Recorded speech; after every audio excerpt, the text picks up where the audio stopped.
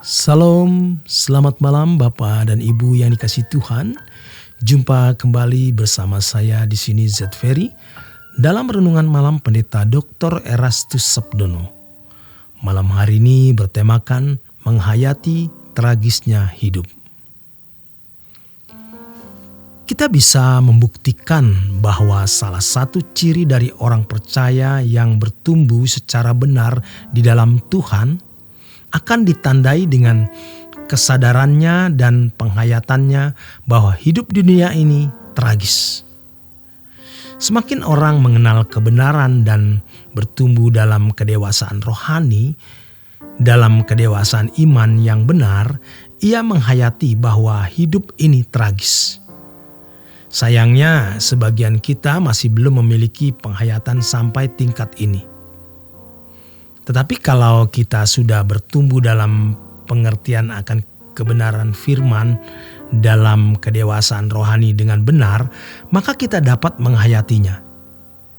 Jika kita sampai pada penghayatan ini, maka kita tidak mengharapkan lagi kebahagiaan dari dunia. Apa yang ada dapat kita nikmati. Apakah tidur di atas papan keras atau di atas spring bed empuk? Apakah makan dengan lauk yang umumnya lezat atau tidak lezat, tapi bisa kita nikmati. Kenikmatan kita akhirnya hanya tertumpu pada kehadiran Tuhan di dalam hidup kita. Tuhan bukan jual mahal, tetapi Tuhan terikat dengan tatanannya. Ia tidak bisa hadir dalam kehidupan manusia yang pikirannya kotor, memiliki kebencian, menyimpan dendam, apalagi yang mengupayakan penderitaan bagi orang lain. Sebenarnya semuanya ini simultan, artinya bergerak bersama. Seiring dengan pengenalan akan kebenaran pertumbuhan kedewasaan rohani. Seiring dengan kesempurnaan, sempurna seperti Bapa, serupa dengan Yesus. Mengalami kodrat ilahi, menikmati kehadiran Allah. Karena kesucian juga bertumbuh, maka kehidupannya semakin suci, tak bercacat dan tak bercela di hadapan Allah. Menikmati kehadiran Tuhan. Kenikmatan hidup orang-orang seperti ini tertumpu pada kehadiran Tuhan. Maka barulah ia menghayati betapa tragisnya hidup, sehingga tidak ada yang dinantikan lagi. Betapa Tuhan ingin kita ada di tempat yang baik, yang Allah sudah sediakan. Seperti orang tua di dunia ini, ingin anak-anaknya berkeadaan baik dan di tempat yang baik. Dunia yang Allah ciptakan ini adalah dunia yang sudah tidak ideal, sudah rusak oleh perilaku perbuatan manusia. Maka bumi tidak bisa dinikmati secara ideal. Selain bumi ini terhukum atau terlaknat, manusianya juga berkarakter rusak.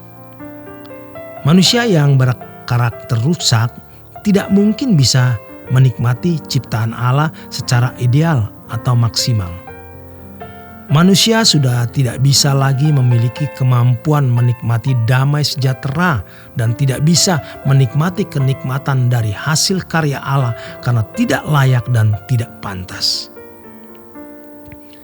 Bapa di surga ingin kita ada di tempat yang baik menurut Bapa. Tuhan Yesus berkata, supaya di tempat di mana aku berada, kamu pun berada. Aku akan datang kembali dan membawa kamu ke tempatku, supaya di tempat di mana aku berada, kamu pun berada. Kalau dibahasakan dengan bahasa bebas, tahukah kamu bahwa rumahku atau tempat yang kusediakan bagimu itu indah sekali. Aku ingin kamu ada di tempat ini, tempat yang telah kusediakan bagimu. Tetapi kamu harus melewati perjalanan pertumbuhan, perubahan supaya kamu bisa menikmati tempat seperti ini, tempatku ini. Orang yang tidak mengalami perubahan kodrat tidak serupa dengan Yesus, tidak sempurna seperti Bapa, hidupnya tidak kudus, maka dia tidak bisa menempati tempat yang Allah sediakan. Kalau bisa, berarti Allah dilecehkan atau diremehkan. Sebaliknya, orang yang mengalami perubahan kodrat, yang hidupnya kudus, suci dalam standar Allah, tidak bercacat, tidak bercela di hadapan Tuhan, hatinya bersih, tidak menyimpan dendam, kebencian terhadap orang lain, maka dia tidak bisa masuk neraka. Tidak sanggup masuk neraka dan memang tidak akan bisa masuk ke situ. Kalau hamba-hamba Tuhan hidupnya harus bersih, benar, supaya kehadirannya juga menjadi kehadiran Allah. Membawa hadiratnya supaya Shekinah glory menyertai.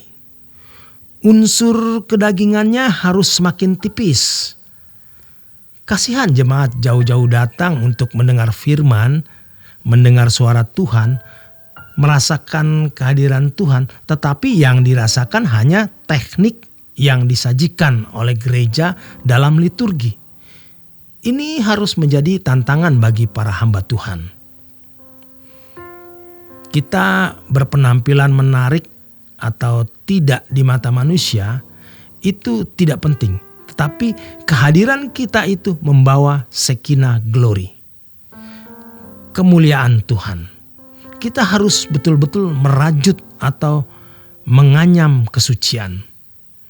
Bagaimana kita bisa membawa kemuliaan Tuhan? Tentu kalau setiap hari kita juga membawa kemuliaan Tuhan itu. Jangan hanya di kebaktian, karena memang waktu di kebaktian itu Shekinah glory-nya khusus. Banyak pikiran kita diracuni dengan konsep sudah belajar teologi, punya pengalaman khotbah, bisa nyanyi di pertengahan khotbah, bisa membuat joke-joke dan orang bisa tertawa. Pikiran seperti itu tidak menghormati Tuhan. Jika terus demikian, kita tidak bisa mengubah orang. Suatu hari orang akan merasakan bahwa perkataan kita omong kosong. Kita harus merajut kesucian dalam pertumbuhan yang benar, sampai kita bisa merasakan kehadiran Tuhan, dan itu kebahagiaan. Jika demikian, kita baru bisa menghayati betapa tragisnya hidup ini. Kalau kita sudah menghayati tragisnya hidup, fokus kita bukan lagi dunia, tetapi langit dan bumi yang baru. Demikian kebenaran firman Tuhan malam hari ini. Selamat berjuang, selamat beristirahat. Tuhan memberkati.